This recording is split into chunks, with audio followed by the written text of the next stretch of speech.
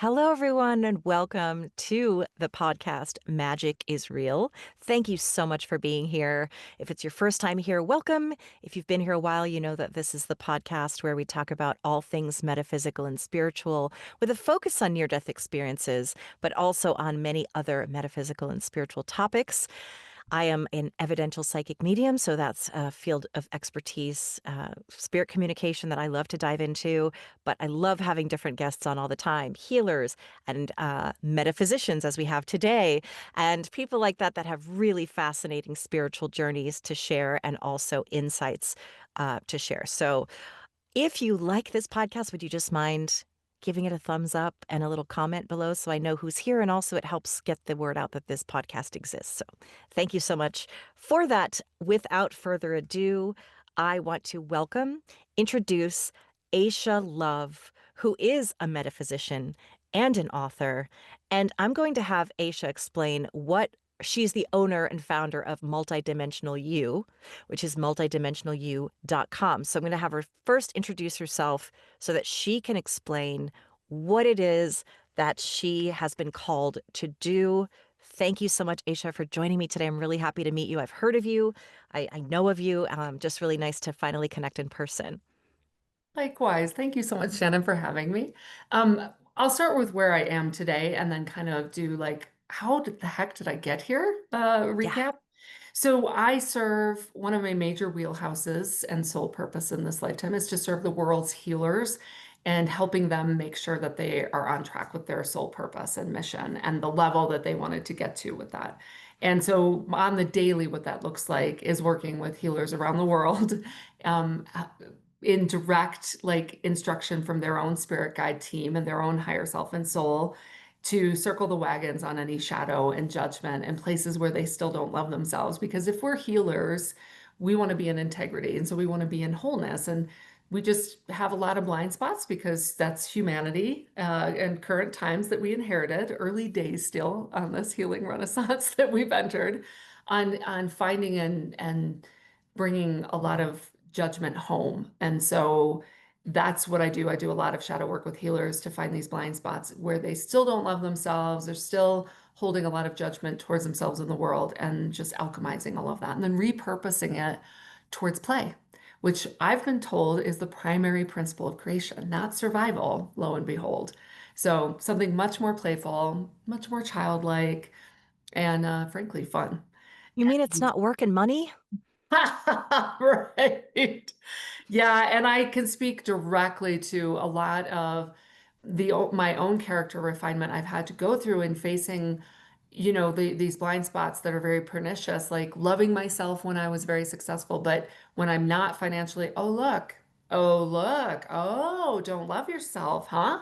So the Souls curriculum for me in the last couple of years has been really interesting, and I can share more about that. It's certainly nothing the ego would choose because the ego was formed from socialization, which has us chasing love through, you got to be like this, you can't be like this because that's not lovable. But we're in a time where we're going to circle the wagons on all of that and give ourselves the opportunity to love ourselves no matter what.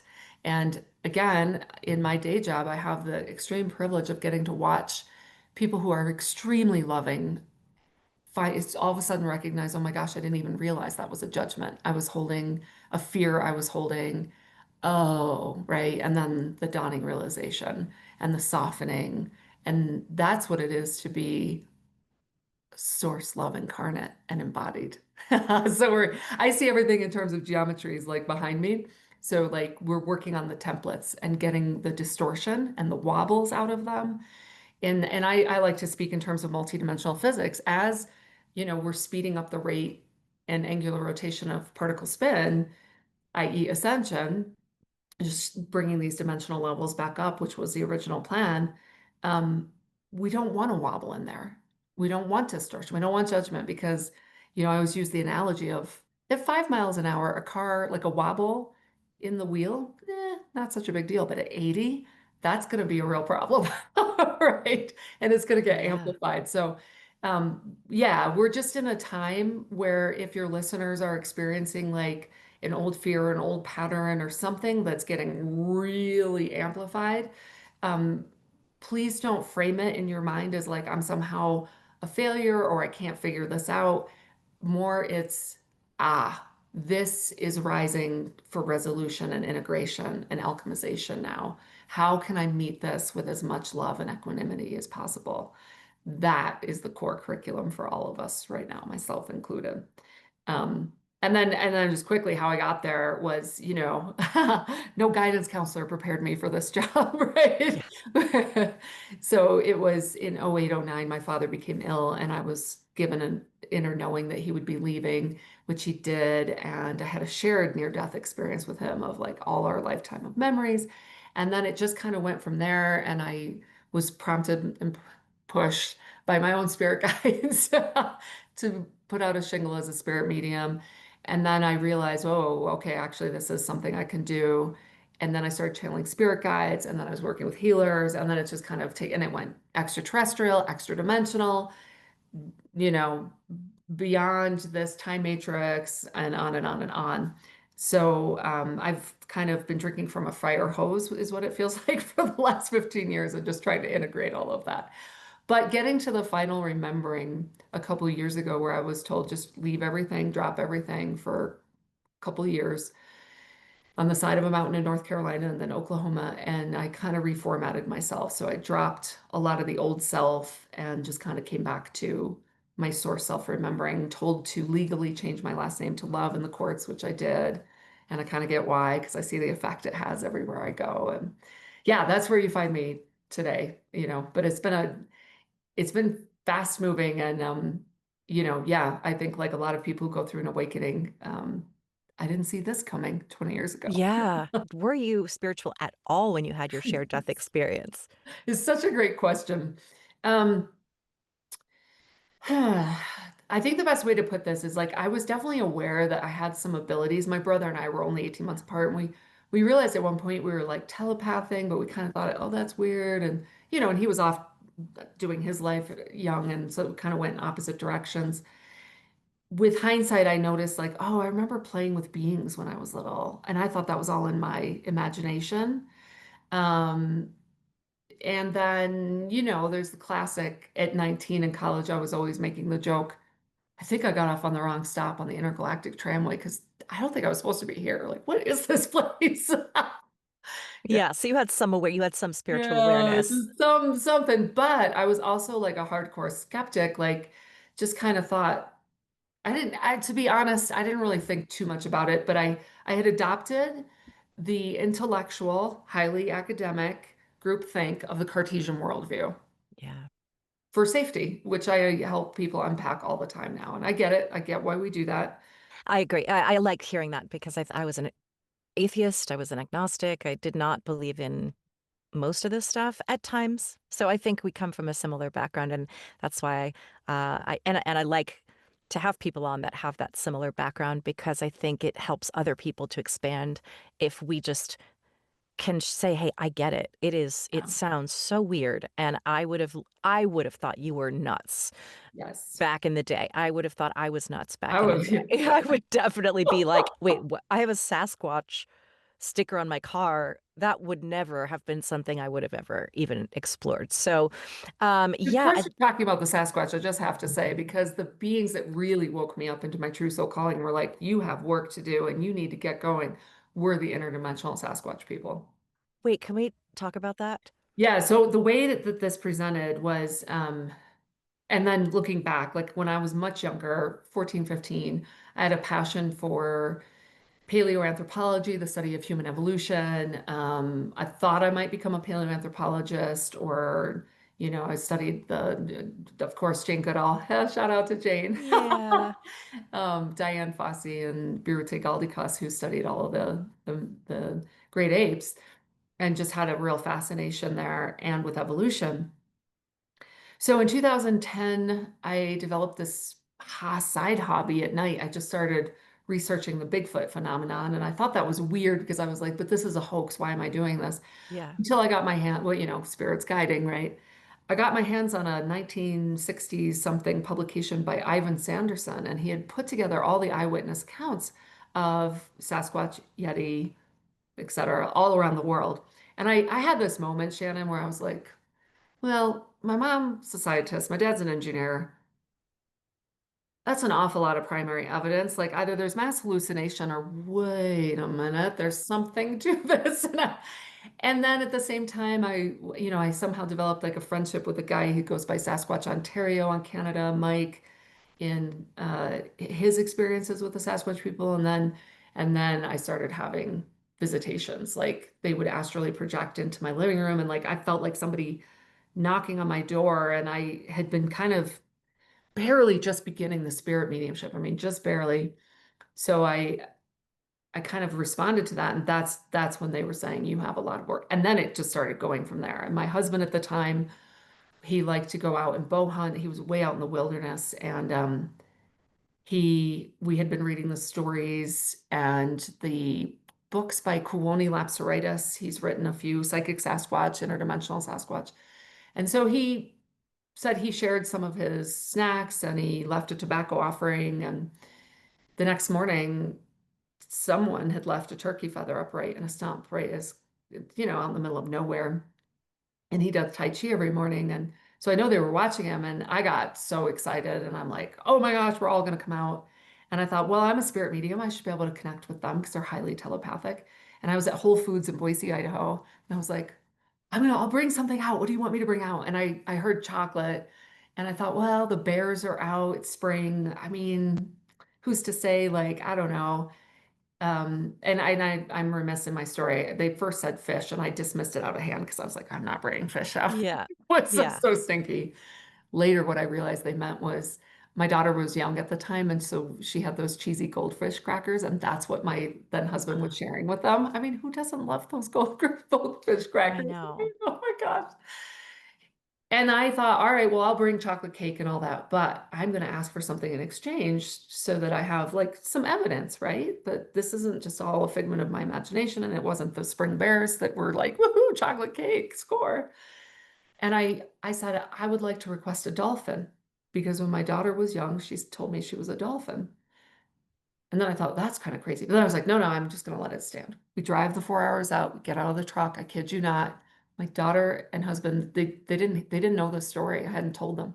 And I hear them talking, and I hear one of them say, what is that? I don't know. What is that? I pulled a 3-inch blue plastic dolphin out of like 6-inch grass that they got led exactly to. I freaked out. I was Yeah, that's insane. So just like that sort of thing, and like lots, they would call me out at times. These beings know who I am. I was telling you before we hopped on, I have this other role of being like a field agent, and I go work on portal systems and grid systems and help clean things up and clear them and get them out of reversals and all that. So they know who I am, and they know that I have this ability. I also work a lot with the little people. They're known all around the world too. The Menehune in Hawaii, Badakhchan and Bhutan, like many indigenous cultures know about these interdimensional beings. And so they all know who I am, especially when I move to an area, I kind of get moved around a lot and do a bunch of field work. And so I interface with them a lot still to this day. But yeah, for a time there, it was just so magical. And they would telepathically call me out, and then they would like break a branch near me or throw a pine cone or, and just, um, but mainly it's like, honoring the work that I'm here to do. And then also, for a while on my YouTube channel, I had a playlist around rebuilding interdimensional alliances and friendships and relationships and Mm. race relations, if you will. And if we definitely get into disclosure and ETs, we can talk at length about I that. Yeah, I really wanna get into that because it's something that's been on my mind a lot. It's a hot topic, and, it's feels like it's feels like disclosure's really, really coming. Imminent. I've been deep diving and watching a lot of the videos now. Some people are theorizing that, for example, Three Eye Atlas is just a distraction. That's not actually the real thing. That like our government's trying to make us think because that there's this ship coming towards us, and a lot of people are saying that's all these drones and everything. This is all we're doing this. However, Mhm, based on mhm. information that we've learned from ETs. Yeah, However, also aliens, if you quote unquote aliens, are yeah. already here. They're not coming, they're already here. So many thoughts about that. I'd love to hear your thoughts, including these interdimensional beings, because um, I guess I was thinking this morning, like, so if they're already here, how are they presenting themselves? Is it those interdimensional beings, or is it people we know that are masking as human beings, or is it people we don't see because they're under the ocean, or is it? What do you know about that, or think about that? Yeah, well, I'll definitely I speak from my personal direct experience, so I will be doing that for sure. And I will just say that like there's a reason I was called to create something called multidimensional you, like because we are these amazing multidimensional beings. And what I was shown beginning in 2016 is that we almost like the typewriter, like the old style of the ball, and like all the numbers, like the letters rather come off Yeah. the oversoul and beyond, even the monad, we have these beautiful structures of living creation. Like I get pulled to vacation, like behind the Tetons, and I think, oh, Christmas vacation. Then every morning I'm up at 5 and they're downloading me with like all this remembering. So we share the same oversoul as many other beings who you could say technically are us in another form. And so for a while there, what I was teaching is, hey, intertech transfer of the multidimensional self. I have an Arcturian named the Lotus Keeper. His abilities now are my abilities, and then we can evolve what it is to be human. And you can do that with all these different fractals, and you have other humans that are yours. I have one, an ascetic in the Himalayas who his name is Guchadran, and he can heal in extraordinary ways. And so I love talking about that. And when that came in 16, 17, it was a little premature. Like we're not quite there yet, but I think we will get there eventually on the other side of disclosure. And disclosure to me is, I mean, many of us are already living this way. Like in contact, I have light ships that I regularly travel with and power up and all of that. It's just more like on the surface. And then we're able to start, like we can leave the planet and go do exchanges and live together in different ways is what I see coming. So in my direct experience, the information I've been led to, and then the role I have, which, yeah, I have a green light to talk about this. I've only spoken about this in one other place, and it's on Isha Patel's podcast. And I was surprised they gave me the green light when they did. But to your point, I do feel like it's imminent and it's important for people to start having a broader picture that we're definitely not the only game in the multiverse. Good God, right? And that there are reasons for which Earth ended up in quarantine, so to speak, and to like stripped of our true spiritual inheritance. And the information I was led to, which I'll explain that in a minute, and I'll give everybody the info. You can go look at it yourself if you'd like to was on the heels of some pretty extreme events. So in 21, leading up to then, I had been doing field missions around the planet, getting called out to Egypt, the south of France. France is like my spiritual home on the planet. I speak French fluently from a young age, and now I kind of see why. The 12th Stargate on the planet is in the south, and I won't get too down in the weeds of like some of these bigger restoration projects that are afoot, but very advanced creator gods a long, long time ago were able to, like beings and ETs, were able to refract source flows back to source and cut off certain dimensions, certain like areas. So this is where we get a lot of like the idea of hell and, phantom. And it just went into a reversal state where it's living off of living quantum and it isn't running source plasma flows direct. Our heart and our bodies are like a microcosm of this. So blood pumps in and then out. And this is source, like all these creations that have the source's creations and its creations of its creations. We have come up with this beautiful living architecture that sustains all of life. But when you mess with that, we end up in some of the predicament we've been in. So then there are beings such as myself that I was awakened in 11, right on the heels of a lot of really big exopolitics events of grid whacking and, some of this bigger physics and bigger drama most people have no idea is going on. And so my job is to maintain the integrity of living creation and help restore it and reconnect it to source flows. So that's the bigger picture. And didn't know all of that. I just was responding to the inner prompt to go do field work, run a trip in the south of France called Ark of the Covenant. I remember at the time I was like, what am I, Indiana Jones now? Like, what is this? And then it was only later I got the full context. And so in 21, I ended up, make a long story short, with this arrangement with ETs that I would get to, me and my family would be among the first to get to leave, to go to Antares, and then eventually come back, like, it's just start this knowledge share. And it turns out I was playing double agent. So that night that we had arranged for pickup and leading up to it, there were all these ETs coming in, like craft, and then US military helicopters flying over the house. I mean, it was getting crazy. And that night there was a huge explosion way high off in the sky. And I remember thinking, like, hmm, maybe this isn't what I thought it was. And sure enough, a week or so later, I went up to the glacier portal where I was getting a lot of information at the time for my own teams. And I had like Zeta warrior class beings approach me and say, "You're a worthy adversary. Here are our new terms." And they had a new treaty negotiated. And I'm thinking, my human's like, this is insane. We were in a restaurant. I asked my team in the seventh dimension, and they're like, "No, go ahead, sign it." My left hand comes up, signs it in light language. I'm right-handed. I was a little bit weirded out. I won't lie, even though I knew that was all legit. And I went to use a restroom and there's a woman in line. I start talking to her. She gets a whole message. And she said, "Yeah, I live in Florida and 3 days ago, UFOs showed up over my house and told me to come here." It's just, this is my life. So I'm kind of this cosmic agent. My ex calls me Captain Marvel. Suffice it to say, I'd had enough, and I told my teams, "You better tell me who I am, what I'm involved in, what all this is about, because this is too much, right?" That's a lot for a human. And that's when the Voyagers material started to show up. So Ashayana Dean started bringing through this information decades ago, and it's about a 500 page plus publication. And then she's done a ton of updates since then. And the only reason I reference that material is because that's what was brought to me to help explain my role, which it did. It explains Kalantic science, the science of ascension. It's very technical material, but for people who are interested in the big story of what the hell's really going on here, there's a lot there for you. And like I said, you got to keep doing all the updates that she's done via live stream to get the full picture.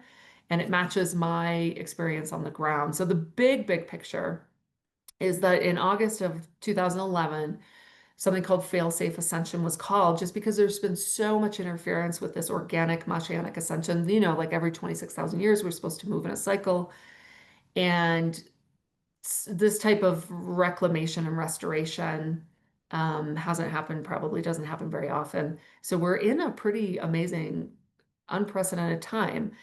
And then the final thing I'll say is, like, my remembering this past February brought me all the way back to the remembering that it's all a story, all of it, all of it. And so, like, you can imagine having this kind of role could take it pretty seriously at times. And I've had, regressive aliens on my tail. I've had lots of opportunity to refine my abilities through being the target at times.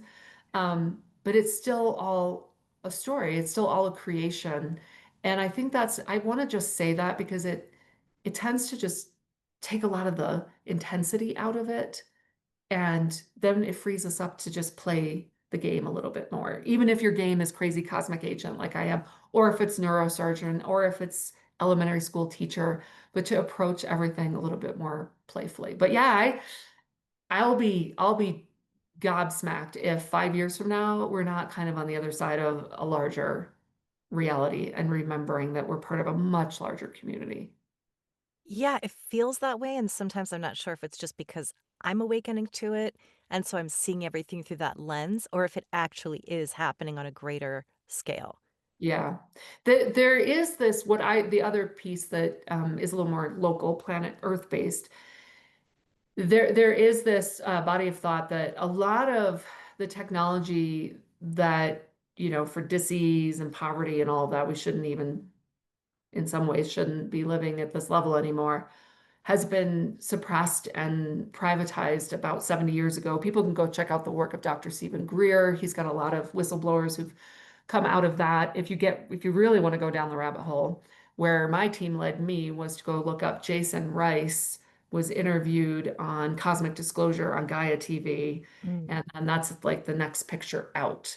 Um, and so yeah, it's like, how do we find a way? This is like some of the internal conversations I know they're having of bringing us up and out of so much poverty, over 20% of the GDP in the US, for example, is spent on healthcare. I mean, we're not doing so hot, you Yeah. know, and do it in a way that doesn't look like the reality, which is that's been suppressed and kept for come from humanity for the last 70 years. That might make people a little bit angry. So there's all sorts of different scenarios I think that have been bounced around, including a staged but yet somewhat real alien invasion that unites all of human consciousness. There's nothing like a common threat to Yeah. bring humanity together to realize, hey, maybe we have a lot more in common. I don't know. I'm really curious to see how all of this will go down. I mean, it could just be soft disclosure, like we're all in. Everyone's kind of waking up and having their own personal experiences, you know? Yeah, and they're talking about it in these congressional hearings and that kind of thing. Hmm. And I don't know who's paying attention or if it is changing the way we look at things, but I'm really hoping that especially in this time where there've always been really horrible tragedies and but I mean it's just it shouldn't be, and I'm still surprised that we have the uh the violence that we have still in Yeah. today, or the hatred of the other Mhm. in this day and age. Like it's still, growing up, we learned about the Holocaust, we learned about the civil rights movement. And I would think I was just naive to thinking that that would still exist today. Yeah. Like I was so blind to it. And so when I hear about this disclosure stuff, I think, could this be the thing to wake everybody up and Hmm. realize that what's happening in your little circle down here, that isn't what we should be focusing on. So I'd love for you to share, really, when we talk about ascension, what does ascension mean? Yeah. Well, to me, it comes down to multidimensional physics. Everything I've been shown and the way I could tell you some interesting stories, way I've been prepared in the human form. And then, of course, yeah, I'm being directed to talk about a year and a half ago, I was about to just roll out my same old programs, and that my team was like, "Nope, not doing that anymore, and you're doing this." And this is what it's called. And I was like, "What is it?" And they're like, "You'll find out. Basically, just create the platform, create the container." And it's called Higher Love Family. And all year, a year and a half later, here we are. And I realized, oh, we have been, okay, so let me set it up this way. So, spirit, soul, we can incarnate into many different forms, many different races, many different species. In the human form, the body has its own consciousness, local consciousness. So the body's kind of like the horse and the soul's the rider. And where a lot of us just kind of miss the memo was we think this is just us. It's actually kind of two consciousnesses having to work together. And so a lot of star seeds and old souls get frustrated with the limitations of the body and the body's own fear response and patterns and ancestral trauma that informs that automatic fear patterns and self-sabotage and like limitations and self-concept and so you'll see in a lot of spiritual circles like almost like a denial of the body, like it's a throwaway, it's a me too, and it's like no, no, no, no, no. We've been in the last 18 months working with the body to remind it that it is love as well, that it's part of this journey so that it can begin to move, it can begin to shift a lot of these dense patterns, and it can move with us, like literally be able to walk through portals into higher dimensions. That's what the human design was actually designed for. And if you read the Voyager's material, it's like, we were actually designed to be the Templar security team. So humanity's had kind of a target on its back for a long time. And again, if you're interested, I go read all the details in that material. Um, so to me, ascension is the think of the playground. Every kid loves the slide, right? Run up the stairs, squeeze, slide down. This is what souls are doing. Up Jacob's ladder and then down out into all the planes, back home to the God worlds and then back out into density. When it's time to come back, like entire realms can start to move themselves, planets can move themselves up in the electron spin and rotation. It's not just like how fast, it's also the angular part, like because that changes the dimension you're in. If you've ever heard like I can't remember the name of this one well-known spirit medium. He always talks about it. It's like heaven's just like a foot over here. Like it's just almost overlaid. And this is how the Sasquatch people can shift in and out of you. They're shifting their electron spin. So to me, I just see it in terms of multidimensional physics, and it's just science that we haven't remembered here in a long time. Right. Yeah. And why does it matter? Why are disclosure and awareness of these phenomena, I guess for lack of a better term, um yeah, why is it so important for us to know about Well, it? yeah, I think I'm a big proponent of being in a self-examined and a little bit more of a conscious, let alone multidimensional existence. And so the physics are happening whether we like it or not. This explains why so many people's emotions are just coming up, and like I was saying earlier, these patterns are getting amplified because we're about to resolve a lot of things that our ancestors and our grandparents could just be like feelings. What the hell are those? Shove them down Mhm. deep, and they could get away with that. Like it worked, sort of. That's not going to happen this time. Like you cannot escape a lot of the stuff because it wants to come up into light. And as we shift these physics, like all of that is surfacing. Everything that wants to come home is coming home. And I also have like a third major wheelhouse is bringing home a lot of really extreme separation from themselves as source consciousness. So a lot of what people might think of as demonics or negative entities, or you can give them whatever name or put them in whatever box. To me, they're just the most wounded children of all, children of God. They've just totally forgotten that they're part of Source. And so when I do my field work, I have the extreme privilege of getting to remind those children that they're all part of God. And let me tell you, there is no homecoming like that homecoming. It is profound and powerful. Um, and so there is a lot of that energy flying around right now, because in my context and the way I see things, it's all trying to come home. So kind of like a child acting out because they want love and attention. It might be negative attention, but that's what we've got. Right. Yeah. And can you talk about the field work that you do? What exactly does that what do you do Yeah. and what does it mean? Yeah, I know. This gets into interesting territory. There I have a handful of peers. There aren't many of us on the planet. Um, Sometimes called indigo ones. Um, So it varies, but usually when I get assigned to a new location, I hit the ground running for a good 6 weeks and I'm traveling all over in the region. Like when I got here to Cripple Creek, Colorado, they had me going over to Crestone and doing a ton of work there. And um, my field has like the blueprints, the codes, the templates to help restore clear lines, shift things. Um, think of it this way, if you're going to move, let's use like electric lines. If you're going to put a lot of charge through lines, they have to be able to handle that. Or like all of a sudden, like that entire region won't have power, right? Because you'll blow a surge, like there will be a surge and blows a circuit or whatever.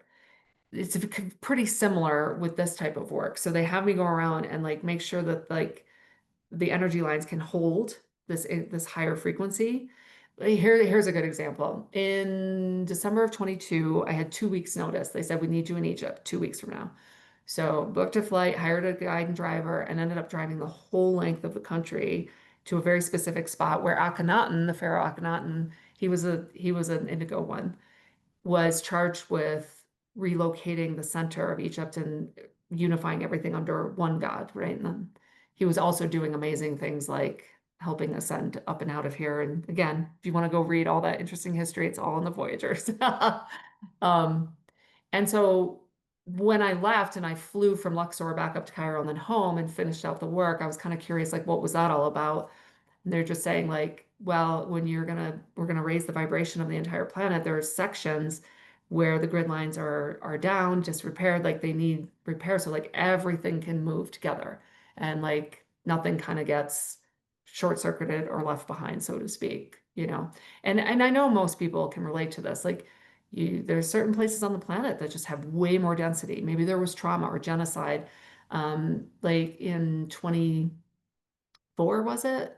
23, I can't remember. They had me drive from where I was living in North Carolina and had done a bunch of work there, the Trail of Tears, all the way to Park Hill, Oklahoma, where then I was stationed for another 15 months and cleared and cleaned all of that. And then a portal system there that had gotten kind of, like you have different groups going around, like satanic ritual groups opening up stuff from into Phantom. And it used to be like, let's just close that up. And now what I do is actually go down into that and start bringing all that home as well. So, like, this isn't like, you know, well, evil is live spelled backwards. It's just physics, just inversions. That's how I see everything. Like, not, ooh, but good or bad. Just some stuff is super inverted and living in a parasitic reversal in extreme separation from source consciousness, and totally forgetting that it's part of God.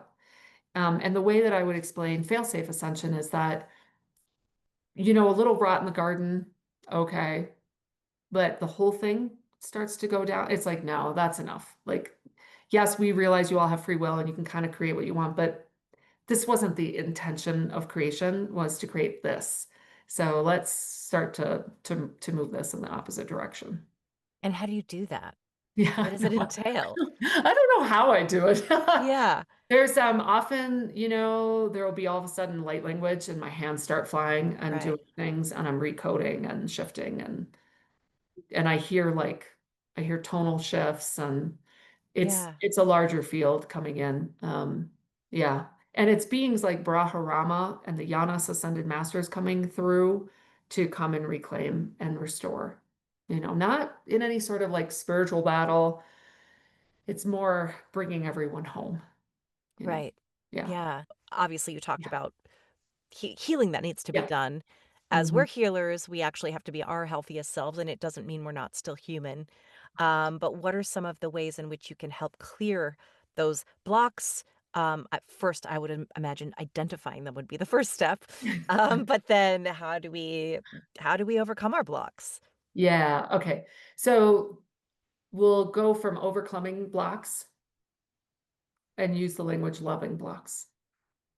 Yeah, there we go. See, like already just doing that starts to shift things. Um, there are a couple examples I'm being told to speak about. But first of all, I'll just cover some ground I just did in a video I created around the idea of manifesting and creating a vision board and all of that. And I've done all of this and I created a huge business at one point that then all had to deconstruct because it was based on wounded motivation, these blind spots, the shadow, like, and so striving and chasing success is really chasing love, and we are love. So we're chasing something we are, and so our souls, especially if we're healers, are like, nope. So that's why I see many people like, oh my God, what I used to do isn't working, and like, what the hell? And I just need to fix this. It's like, nope. What we actually need to do is gently and compassionately see how we're judging ourselves, which is withholding unconditional love from ourselves and meeting that very differently.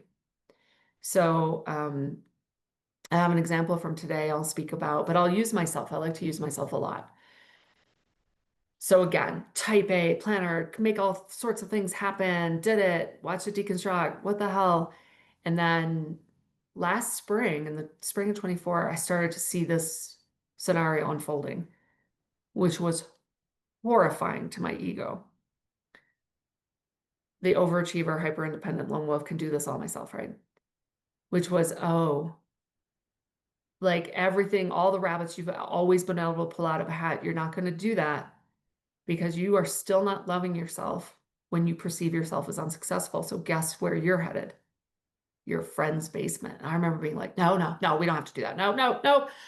We'll figure it out. We'll figure it out. We'll figure it out. But I knew deep down this is coming.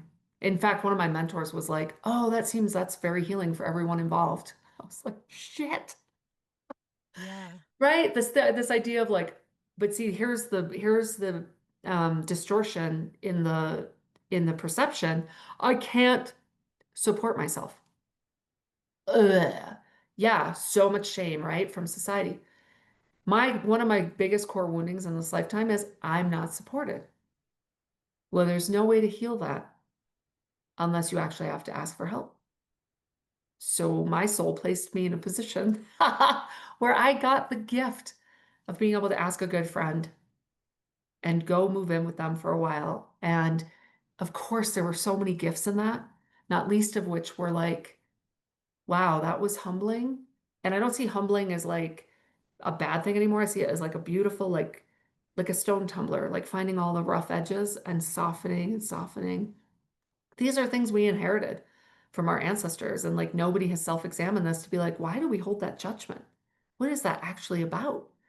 Well, of course, if the core wound is no one cares about me, I'm not supported down the line, then we develop hyper independence and I'm going to do this all myself and I have to do it all myself. And that is not balanced. That's got a huge wobble in it. So as we speed up the vibration, you better believe we're going to find a way to balance ourselves. The example from today was a gentleman who super amazing healer, totally in integrity for the most part, but in his major blind spot was a fear about people, especially his own children, going down a track of using drugs and alcohol. So much so that without him realizing it, that judgment was poof, creating a huge energy blast, which has really distorted the relationship, right? That he's now just starting to unwind and realize, oh my God, I felt so self-righteous in having that judgment, but it's still a judgment. That is not unconditional love. That's the level of refinement. My one of my latest refinement, Shannon, is like real jerks of people was still in my blind spot. Like it's okay to judge them. Hmm. Oh, they're in so much pain, you know? Right.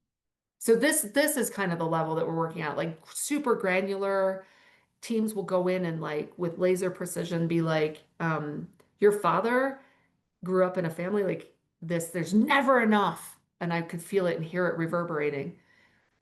The client told me the story. Yeah, my dad, when he was a kid, they literally put food on the table and all the kids just went at it, and what you got was what you got. And of course, he didn't have the consciousness to alchemize that, so it went right into her body. And so her whole life, she's been playing this out. Like, why is there just never enough? Never enough hours for me as a doctor. Like, I can't keep my money, like all these scenarios that we can really beat ourselves up for. They're not even ours. And this is what I'll tell you, like a lot of really powerful healers, myself included, have taken on a lot in this lifetime because we were really confident when we were planning. Yeah. You'll laugh. My team even one day, because I'm like, I feel like these last few years, I feel like I've been in this rinse spin cycle. Talk about refinement. They had me go to a page in a book written by a father son. The son crossed over, and then he and his dad, who's still here, wrote the book together. And it said, sometimes out of hubris and overconfidence, souls take on a little more than they can handle for one lifetime. I was Mm. like, yeah, I can relate to that sentiment. Yeah, I can relate to that too. So yeah, just that, I hope that kind of gives your listeners a little bit of this is what we're talking about. It's so in our blind spot. Like today, I ran a beautiful event where everyone was unmasking and undefending, and little nuggets were given to everyone, including someone. It's just like all that stuff that you picked up for your father, and we've been trying to carry that for him. He wants it back now. That was never yours to carry. 8 years old, there you go. Finish your childhood development. These types of things. That is, of course, as children, we had no idea that we were taking on all of this. Yeah, exactly. Yeah, that makes so much sense. We all have our life trajectories and these imprints that are made on us just from our experiences. And I've done a lot of 12-step work, unraveling a lot of that stuff, even Yes. things that were not abusive or they were well intended. They just shape who we are. Our experiences shape who we are. And I'm trying to think of what I was listening to, but it was a YouTube video, I believe, about how we're born as these souls that come into this world to have a life experience. And he was talking about imagination, for example. And then we were told that imagination was fantasy. And we were sort of trained out of that. And our parents were like, what are you going to do? What's the practical thing to do here? And I've been thinking about that a lot, that, as much as well meaning as my parents were, my dad's a businessman, and his whole thing has always been, how are you going to pay the bills? He told me, you don't do what you love, you do what you have to do. And that, well, then, of course, I'm in this conflict. He means well, Mhm. but he comes from a different time and a different mindset that is a limiting belief that you can't do what you love. Or not that you can't, but sometimes you just don't get to do that. But I believe that what you love because it's your purpose, That's right. and that we Yeah, should be uh, allowed, I don't know if that's the word I really want, but to create abundance, to be able to support ourselves using the mhm, gifts that we were given in a way that we can be of service and also create abundance for that's right. ourselves and for the people that we're serving.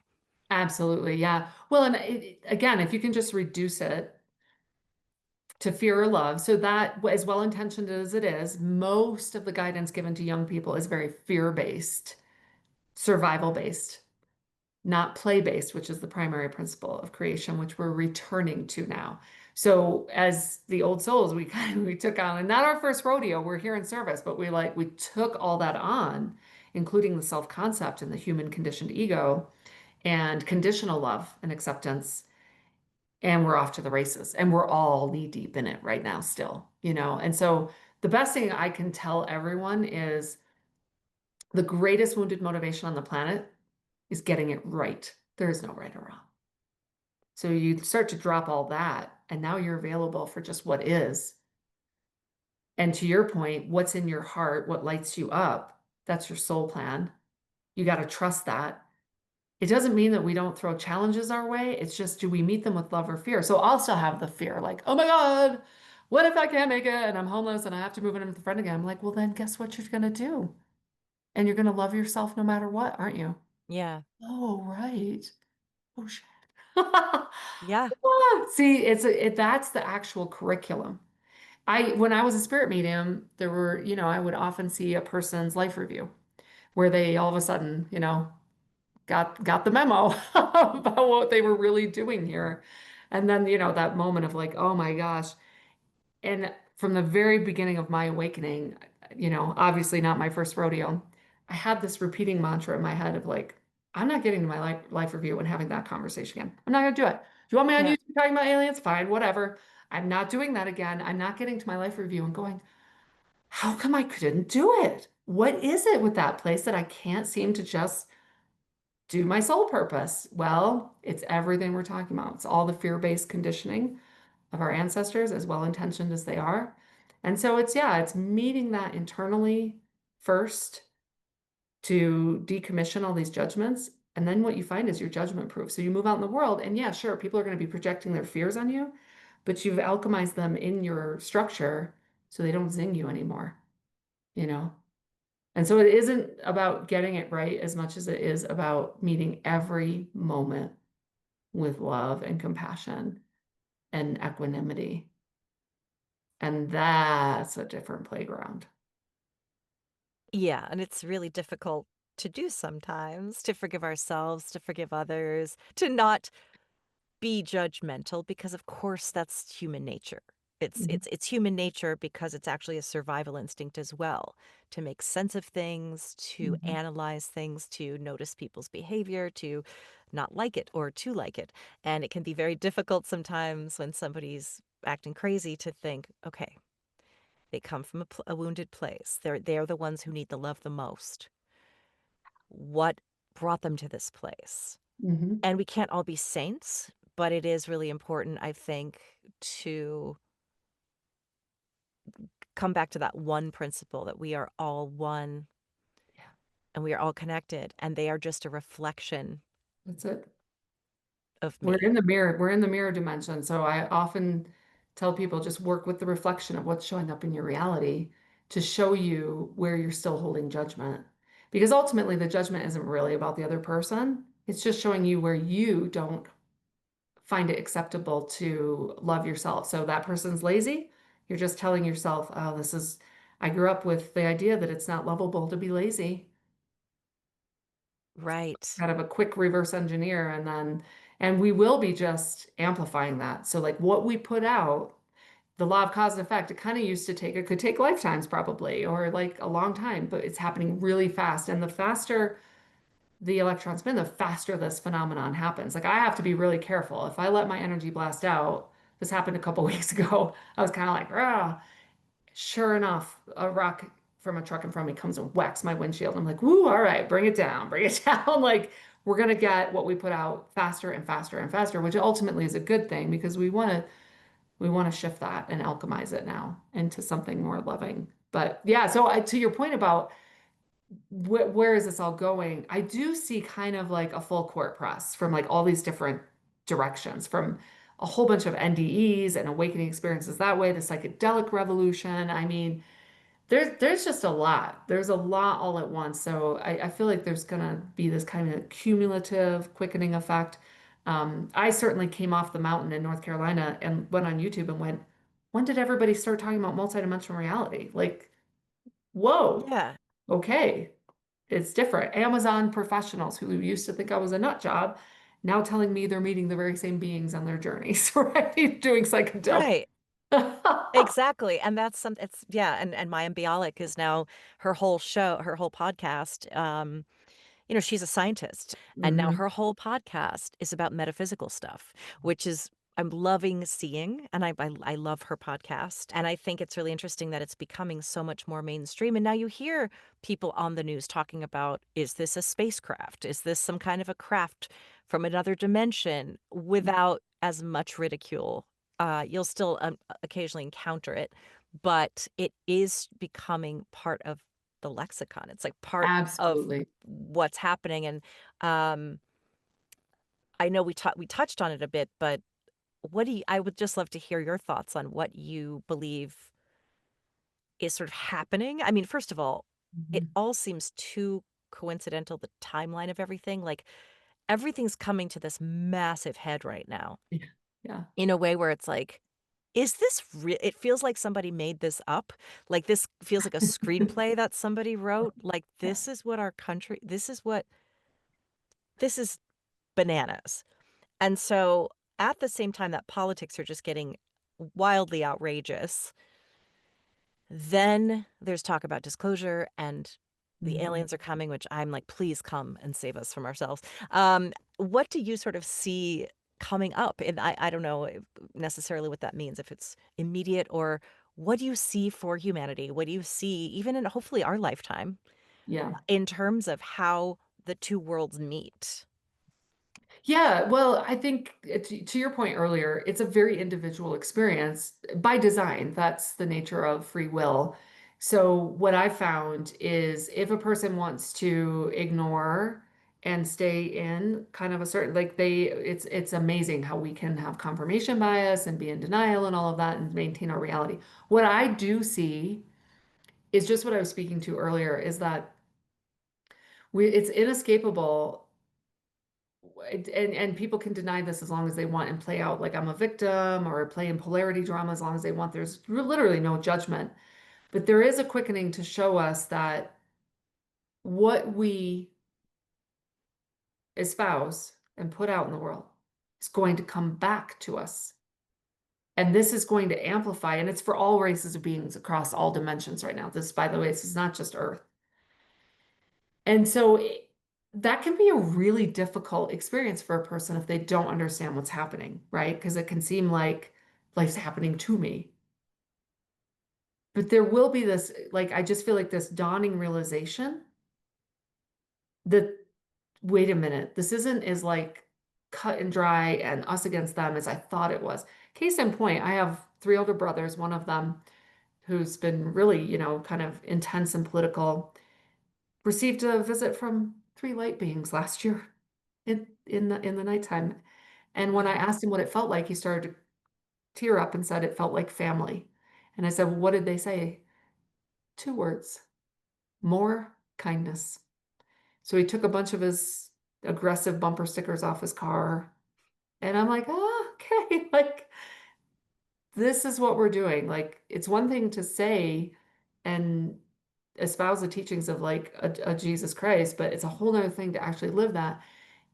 And at the end of the day, it's really about your relationship with yourself. So I see that changing, that dynamic, and how that plays out and how long people want to drag out I'm actually a victim and they're the problem.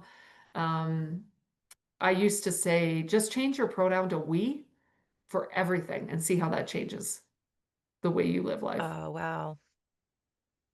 Wow, yeah. That would that would be something. That's really interesting. Yeah. Yeah, I do hope I do hope that I've heard it said that things are falling apart so that things can be rebuilt Yeah. like a tower moment. And Mhm. I really hope that's true. I hope it's, I really believe it's true, actually. I shouldn't even say hope. Yeah, I would love to speak directly to that. Please do. I've certainly been through several massive deconstructions of my own self-concept, my identity, my life, my marriage, my family, like all of it. My business at one point, several times. And so I feel like I'm kind of an expert of like taking everything apart to rebuild it more cleanly, just with less distortion, less fear, more love. And so while there's no judgment in focusing on the polarity dramas and conflict, I would invite everyone to start playing where I'm playing. And that's creating the new constructs, not based in survival, but based in play. And that can sound trite, except that when you understand that we are creator beings imbued with an ability to create using our amazing abilities that go far beyond just even the local human brain. What I'm finding when I enter one of these playgrounds with someone else is it's just fun. It's light. And new constructs, new economies are starting to put themselves together. But here's the disclaimer. Not out of a rejection, i.e., judgment of the old. That's not sustainable. We can't be in resistance to something and build something that is a solid foundation. We really have to get to non-judgment and equanimity and then just move forward and play. Not we have to fix this or that's wrong and we need to make it right. That won't survive. It has distortion and it has wounded motivation of getting it right. So it's only once we really drop all the judgment that we can start to build something truly sustainable because it's built on a foundation of love, not fear. That's beautiful. And uh, I just want to ask you one more thing before we talk about, before we sort of end with letting people know what your services are, about your book. I want to talk about all that. But just what you just said really sparked a question about creating our own realities, or we can create. I think we have the power to create more than we understand that we do. Can you speak to that a bit? Yeah. So throw out your vision board. This is the video I just Yeah, made. yeah. Okay. So much of what we chase and pursue is based on the wounded motivation of like, I'm not okay the way I am now. I'm not enough, or maybe I'm too much, or whatever. Go ahead, you can create from that place. I did. It'll all come down. Save yourself the hassle. Don't develop a spiritual ego, like all this stuff. Just start from I am perfect and lovable as is right now. Oh, I don't make enough, or my house isn't clean enough, or oh, I see all those judgments. Guess what? I'm going to meet them with love and we're going to disarm them. Inner disarmament. Do that work. Get really good at it. I mean, it's just classic shadow work. Then, in that, all of a sudden, out of nowhere, an inspiration of like excitement, childlike excitement of pursuing something, that's where you want to go. What does that feel like? And then use your amazing creator abilities to put that together because that sounds fun. Hmm. I'll give you a great example. So, that doesn't work so well when we have shadow from the ancestral lines of I'm not supported, no one cares, and this is hard. It's always going to be hard. Those are my top three. Yeah. So, yeah, the other day I decided to test this out, this work on I'm loved, I'm supported, I'm cherished, and it can be easy. It can be easy. I've really been working this. So I go to the local casino. Normally, I would look at the slot machines and be like, that's how they make money off of everybody, and you never win, and blah, blah, blah. And I'm like, no, no, let's sit down. Let's just try it. Here we go. I'm loved, I'm supported, it can be easy. $10 comes in and 55 comes out, and I go cash out, and I'm like, okay, guys, you got me. I see. I get it. Yep. Yeah. Small baby steps, repatterning and reconditioning. What I'm being told right now is that a lot of us who came in to do this alchemy and change the templates for humanity, because it doesn't mean every single person has to do this. We're literally making new templates available. A lot of older people are dropping their bodies because they just aren't going to be able to do this work, nor are they really interested in doing it. Incoming kids are like, are the new templates ready? Because they're like, I'm not taking that old model, you know? So just understand you're alchemizing. We're alchemizing not just for ourselves, but what I'm being shown is that we we underestimated the amount of help we were going to need. And so one of the most, this is like, this is going to cut through so much for so many of your listeners. I can feel it in the field. The shortcut to where you want to go is to ask for more help more consistently and watch what starts to balance itself out. Yeah, really big imbalance in people who are here to help and to try to rescue. It's like we're great at giving and we're just crap at receiving. Yeah, that's for Yeah, sure. That is right? de yeah. Yeah. That makes a lot of sense. Yeah, please share about, first of all, your book. Do you Yeah, have more than yeah. one book? Do you just have Yeah, just the really the main one is Love is the Foundation, and it's on Amazon for 99 cents as an ebook. That is a compendium of like all the messages I received from spirit guides for their people over the years, and I started to notice a pattern. I was like, y'all are saying kind of the same thing and like main points for everyone. And I wrote it like I should say kind of rewrote it in like this cheeky, fun, lighthearted way. So it's not a big like serious read. Yeah. Yeah. And your website, which is it's multidimensionalyou.com, will have It the is. Yeah. yeah, and then, talk about can you just share about what services you are currently offering for people or Yeah. any workshops or anything that you wanna share? You bet, you bet. But my favorite way to work, although I have limited capacity for it, of course, is one-on-one with people in this 5-month container, and we go deep and find like all the things in your blind spots. The Higher Love family is an amazing place. This is the one I was told to create a year and a half ago, where we're working with the body through powerful activations.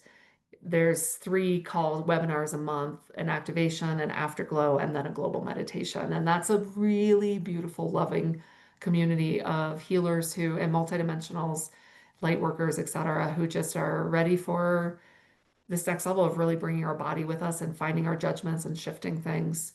Yeah. That's great, thank you so much. Any closing words? I like to ask people if there's one thing off the top of your head that you want people to know, what is it? Mhm. You are love. You always have been. And we're in this really interesting game of having hidden that from ourselves. So enjoy like all the Easter eggs you set up for yourself. And then the other thing that's coming in from the field is please, please, please drop the comparison. You wrote a soul plan that's very unique to you. And trust that you wrote that with a really good intention and knowing what you were doing. And your life isn't supposed to look like anyone else's. Oh, that's beautiful. Thank you so much. Aisha, love, it's been such a pleasure getting to know you after having heard nice things about you. And thank you so much for lending your time and your energy to the podcast and to me. It was lovely to connect with you. Thank you so much for having me, Shannon. My absolute pleasure. Thank you.